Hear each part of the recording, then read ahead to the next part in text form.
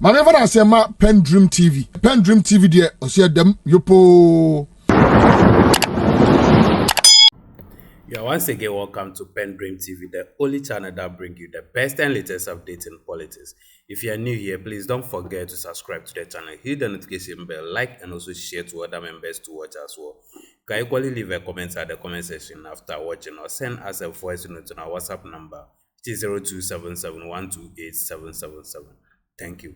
I want you to join me. First of all, in all public discussions, debates, so on, one of the things that I like to do is to test for logical consistency.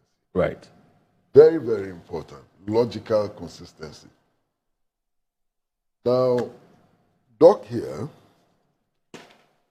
says that yesterday the case was determined by 5 judges. Yes. And that all the 5 judges were appointed by NPP administration. That's what he says. And that in spite of the fact that all 5 judges were appointed by an NPP administration, 2 dissented. And his argument is that it doesn't matter who appoints the judges. Now, if I'm mistaken, you can tell me that I'm mistaken. But this is your argument. Spot on, yeah. Yes. Spot on. I said the first one was unanimous, 5-0. Please. You asked me how to So how can you make this argument and at the same time insist that because President Mahama is appointing judges, those judges will listen to President Mahama? Is that what I said? Did I say that? I didn't say that. He's parking the court. If you say he's parking the court, what do you mean? No, I said that he accused somebody of parking the court by doing, I said that Akufo-Addo didn't park the court. He did parking replacement, the court. but he is doing that. Look. Parking the court, what does it mean? It doesn't. It means that you are putting people on the bench who will side with you. That's the only way it can be. Interpretation. Yes. So please, can you allow me to finish? Yeah. So this logical inconsistency is clear.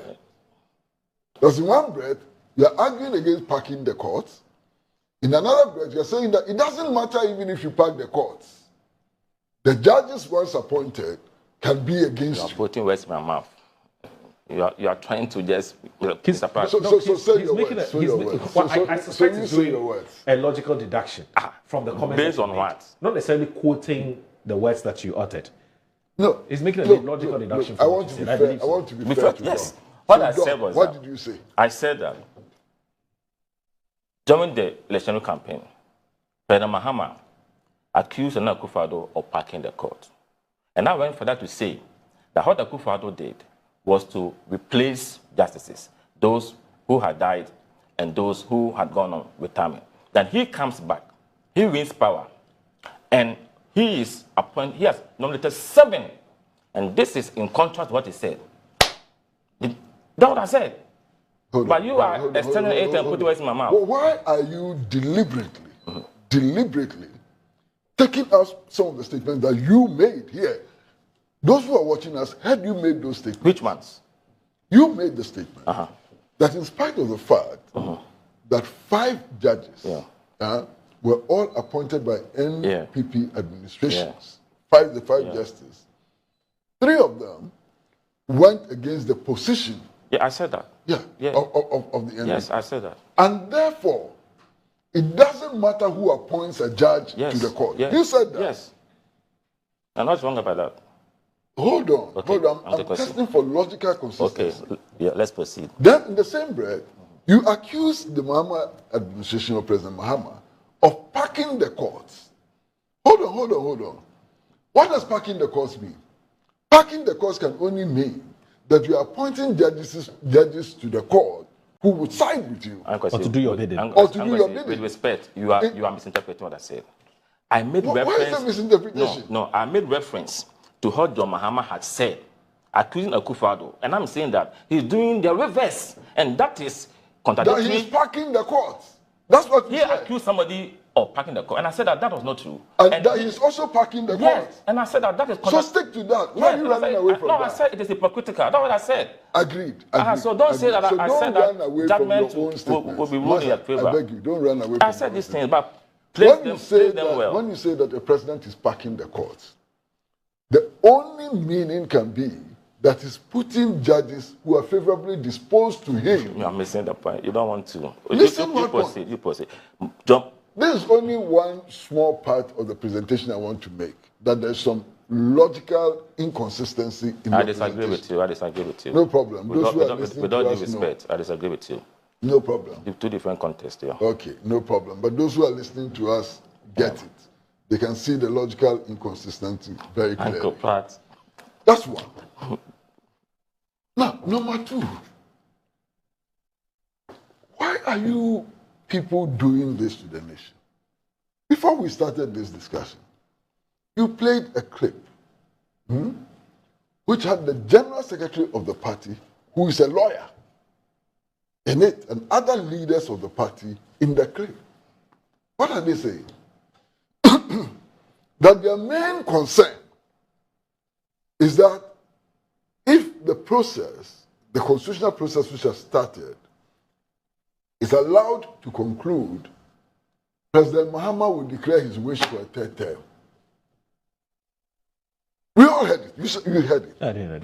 And it's not the first time. They've said it. Well, yesterday, I was on a platform with your chief spokesman, Mr. Ahiagba, who actually stated very clearly that the NPP is not worried about the law or the constitution. And that what the NPP is doing is politics. And that if you follow the law, it is difficult to find fault with what the president is doing. So why is Vincent Ekwasifo in court? Hold on. Now, these are your own statements. I hope you won't run away from these statements too. You understand? That I made. No, made by your general secretary, made by your chief communicator, made by your leaders. They are saying that, look, this is not a matter of law. This is not a matter of the constitution. It's about politics. And that somehow we believe, we fear, we've dreamt that President Mahama may declare a third term. I wish to run for a third term. Why are you wasting our time? Okay, go ahead. But why are you wasting our time? Go ahead. Why are you in court when you admit that this is not a legal matter, that this is not a constitutional matter? Why have you gone to court? To waste our time? To waste the time of the courts? What is this? Listen. Look, can you give me 1 second to just... Let me finish making this point. I want to respond to No, let me finish making this point. You mean the president's removal of the CJ? The same, I'm very happy Major Online. Okay. Is to take a new Chief Justice to repair broken image of judiciary Mahama.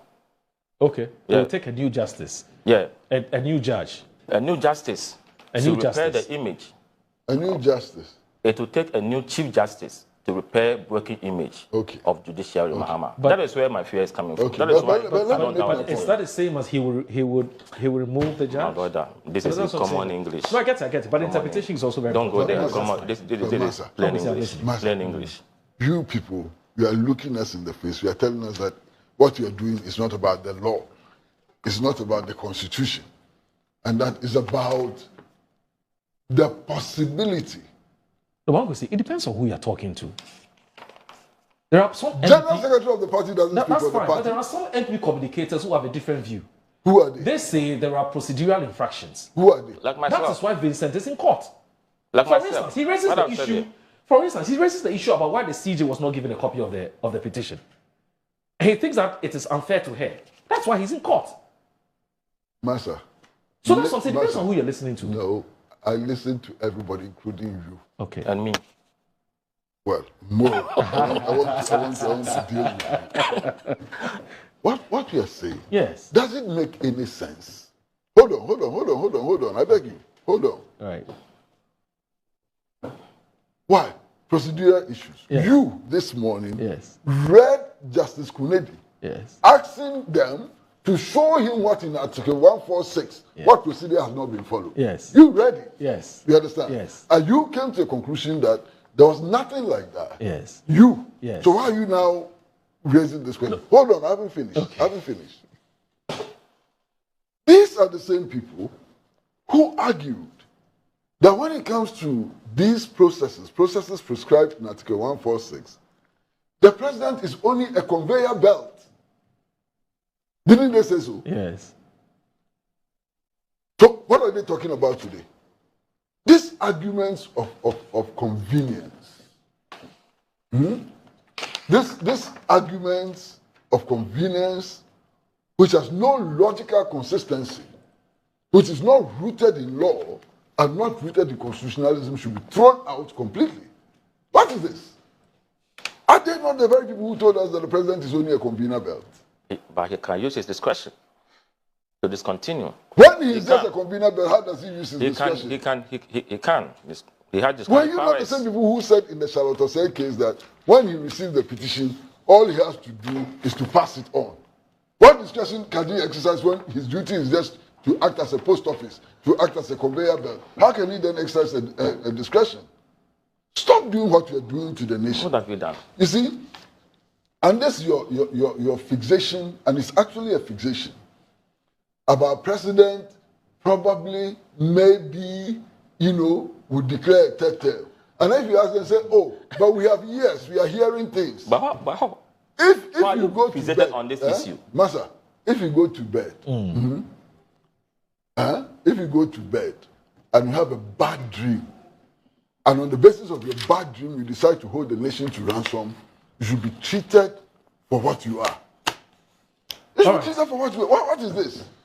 Has President Mahama ever told you that he's going for a third term? Where did he get that information from? He's not, but... Because you have realized that there's no legal or constitutional basis for what you are doing. That is not true. You are now shifting, that is not true. And bringing that is not in true. Because you see, Uncle C, people have their opinions. Who told you that President Mahama is running for a third term or intends to run for a third term? Where did you get that information? For some time, I told you probably that I have been thinking about the possibility of it being done by him, even before he won the presidency. You ask my colleagues on our platforms, because of Article 66(2), that I felt that the Supreme Court at the point might be called upon to interpret it. And if on what basis? What is your basis for assuming, for dreaming that one day President it is not a dream. It's not a dream. So give me the basis. But we were in this country when we were supposed to go to IMF. We said that we were going to. President Mahama said that we are not going to IMF. The next day we went. But I'm saying that some people have argued that looking at Article 66(2), a person shall not be elected to hold office as president of Ghana for more than 2 terms. Some people think that it might need interpretation. Is it 2 terms consecutively or 2 terms apart as Mahama? So if they are asking, people are thinking about this constitutional provision, you don't say that they are dreaming. Now you are sitting here. You don't, please, with all due respect, you asked us to demonstrate because you think, you imagine as we sit here, that one day President Mahama, you don't know the mind of President Mahama.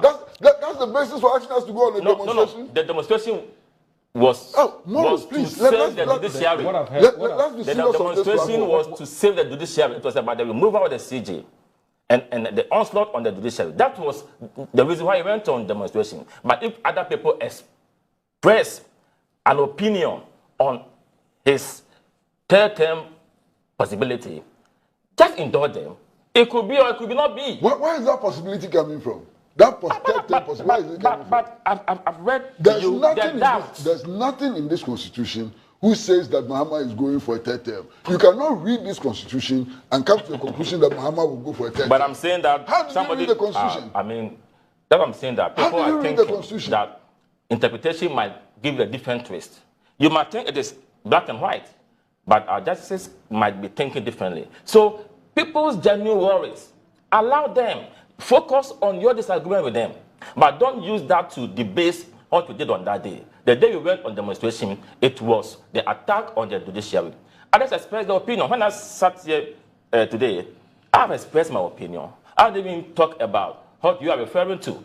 I raised issues of doubt, comments the president had made previously that tell me that his intention is prejudice. That's my worry. And I've shown you my joint online publication that he is saying that we need a new Chief Justice to repair the judiciary. Is the judiciary broken to be repaired? Let's get serious in this country. What is right is right. What is not right, we need to be bold. And see, you, a senior person in this country with huge experience, you be part of our democratic struggle. You be part of it. You and Kwaku Baku and others, you be part of it. We should guard against our democracy. If the president is doing things that will not inure to the benefit of this country, let's be bold and tame the faith. I like your forthrightness. But on this matter, on this matter, I'm not feeling you at all. I'm not feeling don't feel me. I don't want you to. I want to feel you this morning. No, don't feel me. I beg you. If feeling me means that I should be logically inconsistent and I should dream dreams about people's intentions, it's not about dreaming, it's about what the man is doing. Then don't feel me. I don't want you to feel me at all. It's about how the man is doing. You understand? Now, Massa, I would like you to show us. This is Article 146. I'll give it to you.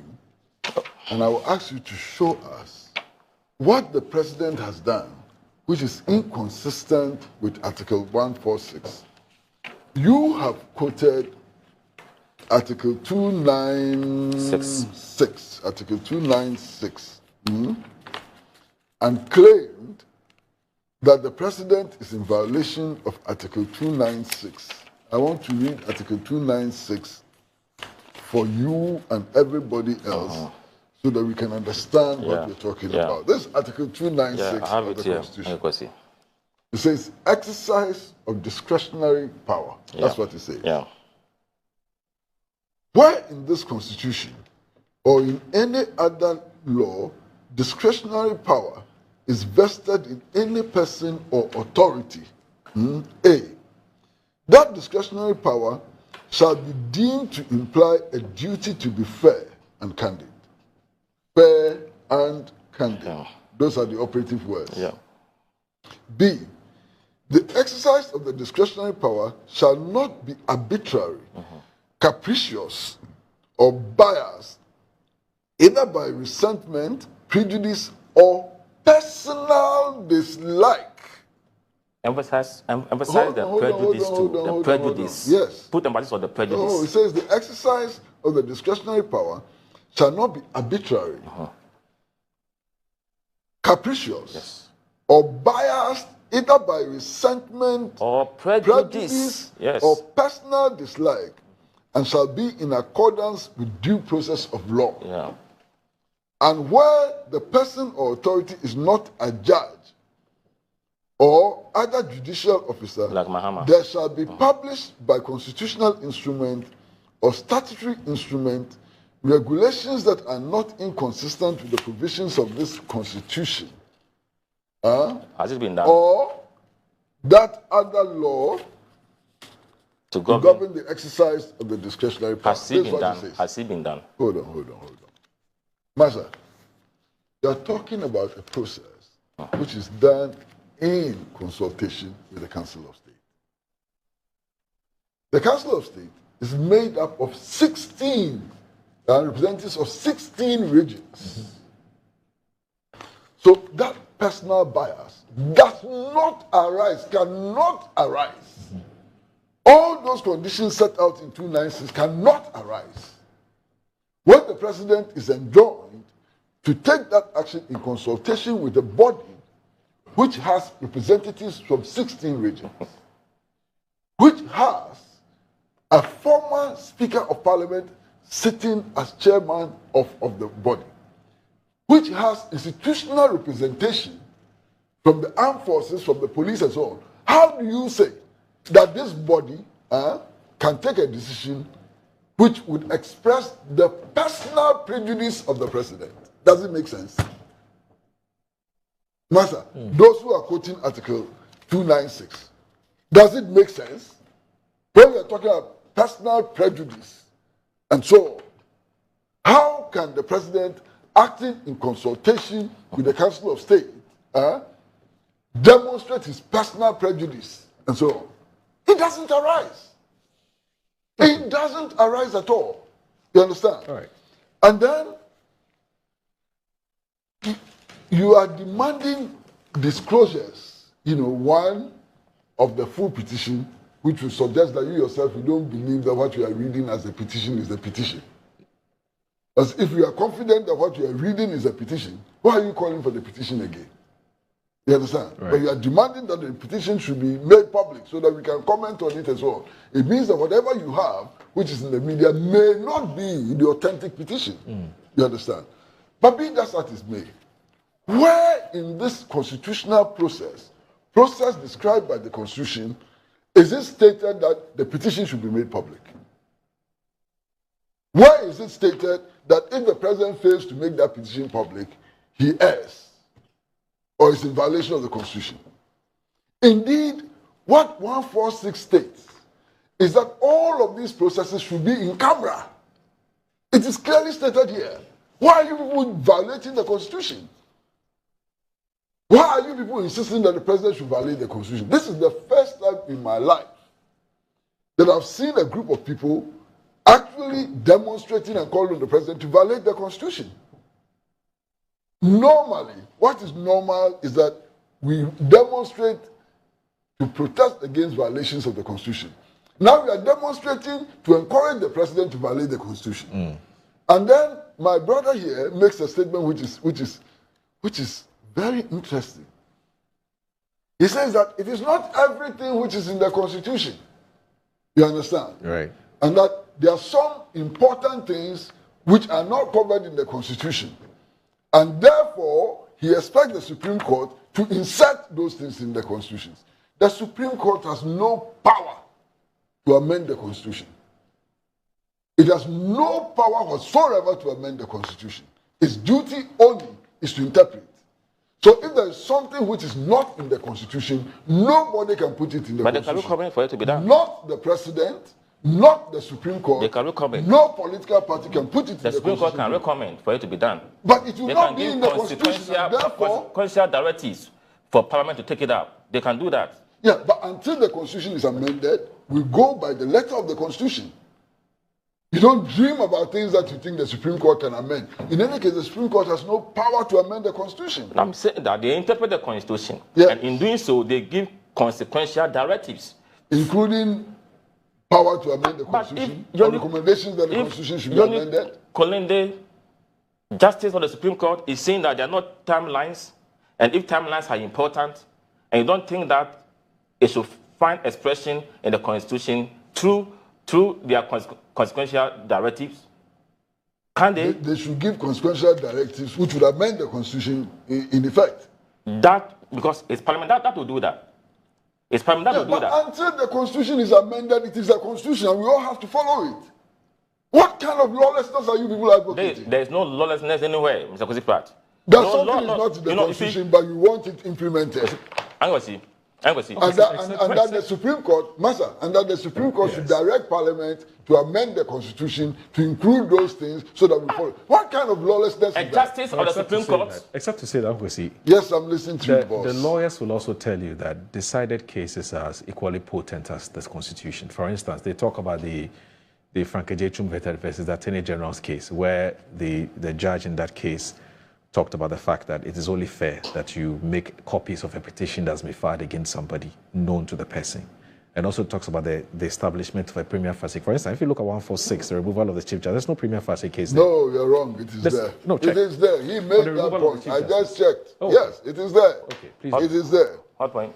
The establishment read of a it. prima facie case, whether in the removal of the Chief Justice is in 146. It is there. It is there. It is there. I'll show you. I think the committee has to. The committee.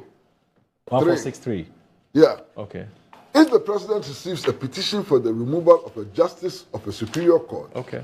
other than the Chief Justice, or for the removal of the chairman of a regional tribunal, he shall refer the petition to the Chief Justice, who shall determine whether there is a prima facie case, and it goes on for. Okay. When the Chief Justice decides that so and so and so, then it goes on and on and on, and then it says in 6, where the petition is for the removal of the Chief Justice, Yes. the same processes will follow. Okay. But this is the difference. Where the petition is for the removal of the Chief Justice, the President shall, acting in consultation with the Council of State, appoint a committee consisting of 2 justices of the Supreme Court, one of whom shall be appointed chairman by the President, Yes. and 3 other persons who are non-members of the Council of State, Yes. non-members of Parliament, no lawyers. Yes. It's clear. No. It's clear. No. Go to the You next notice in one. the case of the Master. Chief Justice, Uncle, you Go- notice go in the to- case of the go Chief to Justice, 7. it's not been stated explicitly. Hey, Master, you are making a mistake. everything applies. Yes. Except the authority which decides the case finally. Everything in 146 Yes. applies to the Chief Justice as well. Except that when it comes to who determines whether or not the case presented is meritorious or not, in the case of an ordinary judge, it's the Chief Justice who determines. But isn't that unfair? But in the case of the Chief Justice, Yes. it's determined by a panel of 5. That's the only difference. I get that, but I'm saying that. So the Premier Fashi case applies to the Chief Justice as well. By inference. Not by inference. Direct. It applies to the Chief Justice as well. Well, the lawyers disagree. Which lawyer disagrees? No, they disagree with that. Which lawyer? They're saying that the fact that in the case of the removal of the Chief Justice, he hasn't been stated explicitly there. It is explicit. It means that it is explicit. Even in making the case for the establishment of a prima facie case, it has only become so because of the Frankejechum and that versus Attorney General's matter. No, that's what some lawyers. That's their argument. Are you saying? As far as are you saying? Yes. That the Constitution says that if you want to remove the chairman of a regional tribunal, yes, a premier facie case should be established first before reference is made to the Chief Justice. Right. But when it comes to the Chief Justice, there's no need for premier facie case. Go straight to the point. That's the argument. How can the Constitution? No, but look at 7. How 7. Of the say 146. The committee appointed under clause 6 of this article shall inquire into the petition and recommend to the president whether the Chief Justice ought to be removed from office. Yeah, that's the substantive. Yes, that's the substantive. That's the substantive determination. Yeah. The premier talking about case, prior to that. The premier facie case is done at the level of the Council of State. That's fine. So obviously we'll do this. We'll take just we are mere mortals, and so we would have different understanding about some of these things. No, that's not about being mere mortals. I mean, look. The lawyers. No, logic is a science. Logic is logic is a science like mathematics. Right. Unless you want to disagree. No, I get, but look, logic is a science. But that's why we go to law school. If we reduce law to just science and logic, then there's no point going to law school. There's a reason why we go to law school, so that we're taught how to even read the Constitution and understand it. And that's why the lawyers will always disagree. This Constitution is not written in Latin. That is true. This Constitution is written in simple English. Yes. And I want to submit that anybody who has gone to secondary school is capable of reading this Constitution and understanding it. But it's not Latin. But okay, see, listen. Why then do you think that even judges disagree on the same Constitution? If you make it as simple as it's black and white, it's simple, there's no point to disagree. Judges even disagree on sometimes an issue as simple as you and I would have thought. They would disagree. Different perspectives. The 3-2 that he talked about, as to whether or not the suspension should be revoked or not. It's the same judges. They disagree. You can get 7 and it's not as simple as that. Even though it might look like it's simple, but it's not as simple as that. What I'm talking about is so very simple. What we are discussing this morning is so very simple. There is nobody who has his head properly screwed on. You understand? Who is capable of deductive logic. Right. Who disagree. Who can argue that there's anything in 146 which suggests that if the Chief Justice is suspended, Mahama will go for a 3rd term. There's nothing here. No, yes, there's nothing here which suggests that but you can also not say. Can I finish? There's nothing here which suggests that if the 5-member committee determines that the Chief Justice ought to be removed from office, Mahama will go for a 3rd term. Yes. You are making it look so simple. Isn't it simple? No. We need to take this break. We need to take this short break. Do you want to make it complicated? Do you want to make it complicated? It's not as simple as you are saying. Okay, make it complicated. Not simple as you are saying. I'm saying that if you look at Article 66(2). No, we need to take this short. We need to take a break. I beg you. We need to take a break. We need to take. Thank you for staying tuned. PENDREAM TV really appreciates your time, and once again says, God bless you for the good work you are doing and making time for us as well. May God bless you. Nyameshra obia, bibiamu nya bundle credits at the share.